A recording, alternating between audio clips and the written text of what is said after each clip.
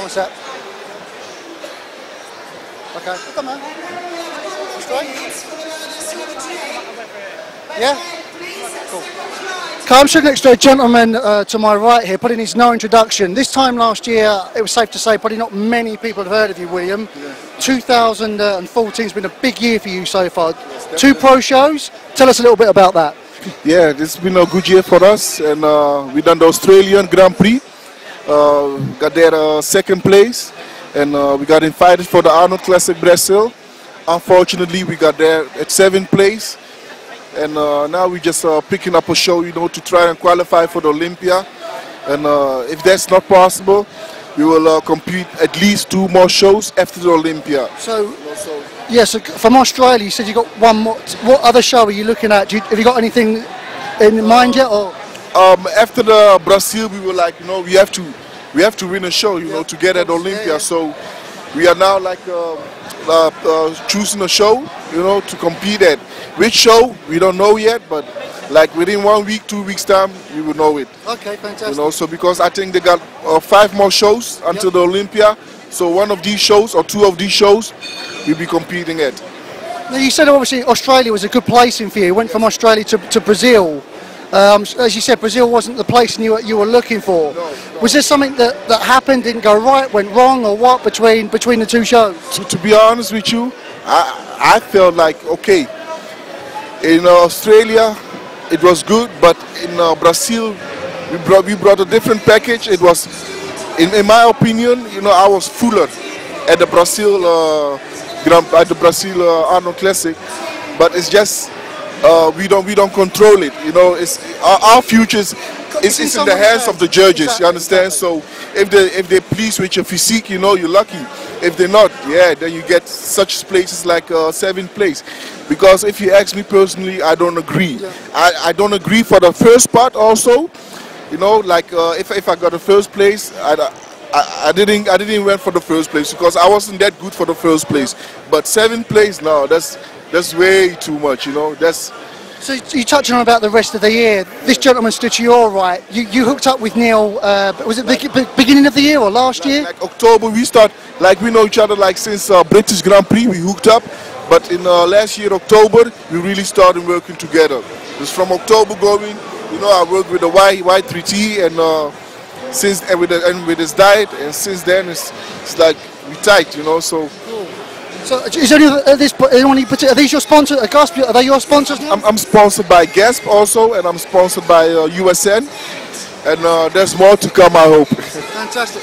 William, I'll say thank you to you there. I'll bring. Thank you very much. Neil in next. Now, if you stand.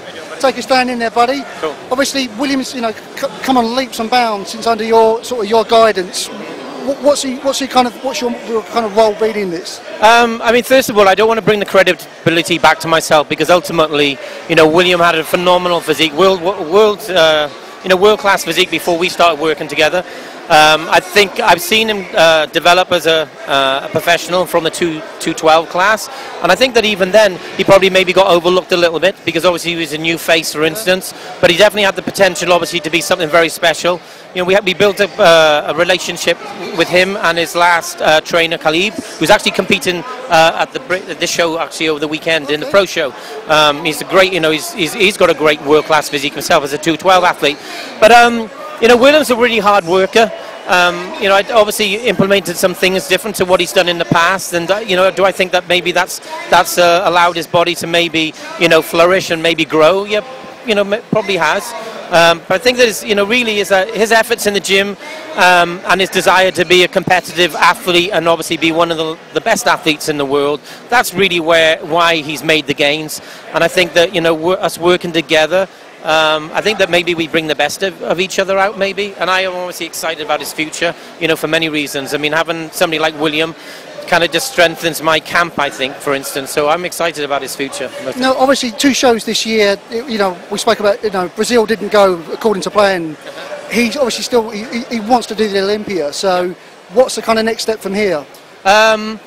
We haven't chosen a show yet as far as what show we do to try and get that qualification, because ultimately it's all about qualifying for Olympia. You'd obviously definitely want to step on stage at that Olympia. I definitely think that he's an athlete who can definitely walk on that stage and be very competitive. we'll look at doing a show later on before the Olympia, you know, and we're not trying to put all our eggs in one basket, but ultimately William's been dieting from the very beginning of the year. Now it's obviously mid-May. Okay, the Arnold's was obviously a couple of weeks ago. His body needs a break, you know, taken away from the diet and just live a normal lifestyle. So we'll probably look at doing something, you know, probably like August time. I haven't looked at the calendar too much at the moment, even though it's something that we need to do. I just need to make sure that his body is fresh and it's ready to start a diet again. Ultimately, if we don't do the Olympia, then we will do post-shows. But ultimately, we are still looking at getting that qualification for the Olympia. I'm sure like a lot of other athletes are doing exactly the same. Yeah, definitely. How much was, I mean, obviously, just touching on sort of the two shows between Australia and Brazil, what was it, what kind of, we'll say what went wrong, but what, in your eyes, do you think, you know, I mean, both shows had a good stack up, you know, good lineup of competitors. Yeah. You know, so what was you kind of think between the two shows?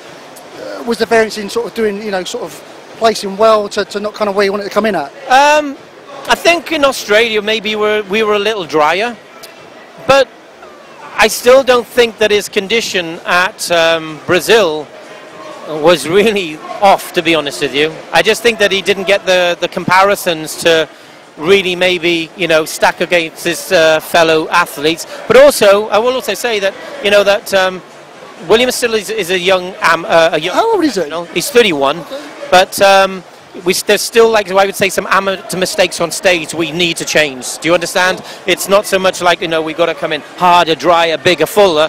When you step on stage, you really got to be like the perfect pro. You've got to be able to hit your shots exactly the way you need to exploit your fellow athletes' weaknesses. Or if you have weaknesses in your own physique, you need to make sure that you hide those on stage and you mask them. Ultimately, William's weakness on stage against his fellow athletes is his height, but ultimately he packs so much muscle. I mean, how tall was he? Was he 5'7"? And how much was he weighing? He's about 228. Packing a lot of muscle. Yeah, and he's obviously got very, very round muscle bellies. Ultimately, you know, like people get caught up with the weight. I don't think for 1 minute that Phil Heath walks on stage at 260. You know, he might be 245, he might be 250, but his muscle bellies are so round. It gives an illusion. Exactly. So the same as William, he may look 235, 240. I'm not saying he does, but I'm saying his volume with his muscle bellies allow him to be lighter than what his potential weight is. So, you know, for me, for instance, I don't think anything necessarily went wrong in Brazil. We just, you know, it is part of what you know, it's just part of the game. You know, it only makes us more determined. You know, I've got huge respects for the federation, and I love what the federation and do and what we stand for. I'm very proud to be a part of the IFBB and the IFBB Pro League, and if it means that we've got to work harder to represent the sport and bring a better package, then obviously we'll do that, because ultimately everything benefits, because as the athletes become better and sharper on stage, that's a better representation of the split stage. As we present ourselves as professionals, from, you know, from an athlete to a trainer, coach or whatever, that only emphasizes. And this is obviously BodyPower here. I mean, you can see the industry is booming here in the UK. It's booming all around the world. Yeah. Obviously, when you act as a professional and you're involved with a professional environment like the IFBB Pro League and the IFBB, I think it just creates more positive for influence in positive aspects of the sport in general, and the sport in general actually grows. So, you know, I'm excited to be a part of BodyPower part team. I'm very proud to be a part of the IFBB Pro League, and obviously being a part of GASP, and I'm obviously, you know, knows that I'm a part of BSM. I just signed with them three weeks ago, and I'm excited for the future, especially with my athletes, obviously with Weeder Publications as well. Cool. Neil, wrap things up. Thanks for taking the time to speak to us, mate. I wish you and William the best of luck for the rest of 2014. Okay, thank you, buddy. Barry Stalker, Neil Hill for rxmuscle.com. Cheers, guys. Cool. Cheers, Neil.